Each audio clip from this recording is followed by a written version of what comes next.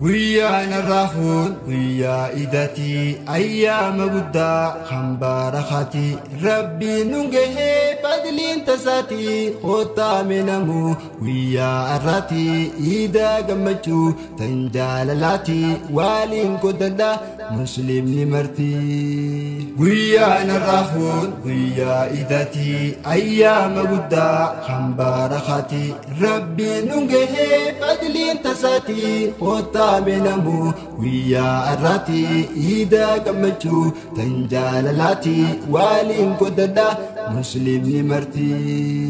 Guyyaa gammachuu islaama hundaa dhiiraaf dubartii xiqqaa fi guddaa hundi keessanuu gammoojjii baddaa bagatti geessan isiniin jennaa bagatti geessan isiniin jennaa guyyaa gammachuu saniif haa ta'u waggaa dhufulleen isanaa gahu.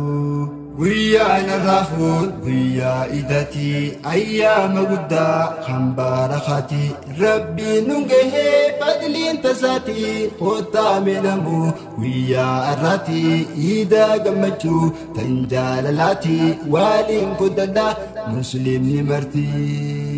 Idul Mubarak isin jannah xiqqaa fi guddaan gamaaf gamana guyyaan kun guyyaa muslimni addunyaa tana waliin dhufanii gammachuuf jaalalaan rabbi faarfatan wajjin bashannana taqabbalallahu minna wa minkum isiniin jannah taqabbalallahu minna wa minkum isiniin jannah. Guyyaa narraafuun guyyaa idati ayyaama guddaa kan barakati rabbiin nun gahee fadliin tasaati kottaa minamu guyyaa arraati ida gammachuu tan jaalalaati waliin godhadha muslimni marti.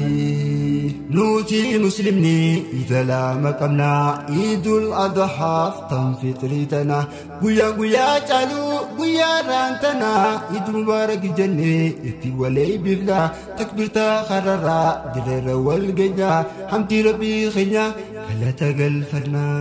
Guyyaa narraafuun guyyaa idati ayyaama guddaa kan barakati rabbiin nun gahee fadliin tasaati kottaa minamu guyyaa arraati ida gammachuu tan jaalalaati waliin godhadha muslimni marti.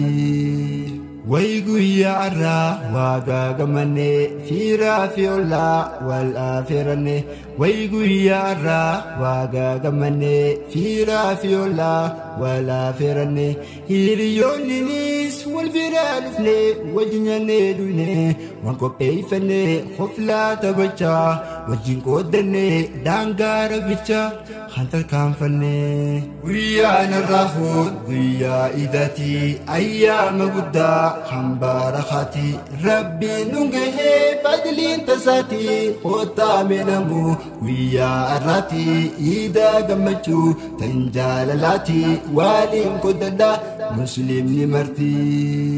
Bar guyyaa narraa guyyaa milkiti ayyaana dhufu waggaa waggaatti akkamiin dabarsu jirtaati warraa fi maatii teessan keessatti yaadadhaa ijoollee qabne abbootii hiyyeessa dhabaa qabne humaatii. Dhaamsa koo gabaabaa sitti naaf hageessu anaaf isiifillee rabbi haa laaffisu guyyaa irraan tana khayriidhaan dabarsu dhabaa nyaachisu garaa waa uffisu qabeenya nuu kenne nuuf haa laaffisu.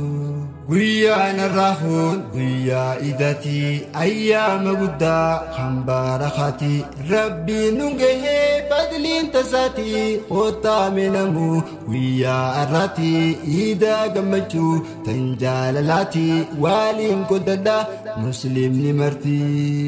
Guyyaa narraafuun guyyaa idati ayyaama guddaa kan barakati rabbiin nun gahee fadliin tasaati kota menamu guyyaa arraati ida gammachuu tan jaalalaati waliin kodada muslimni marti guyyaa narraafun guyyaa idati ayyaama guddaa kan barakati rabbiin nungahee fadliin tasaati kota menamu guyyaa arraati ida gammachuu tan jaalalaati waliin kodada muslimni marti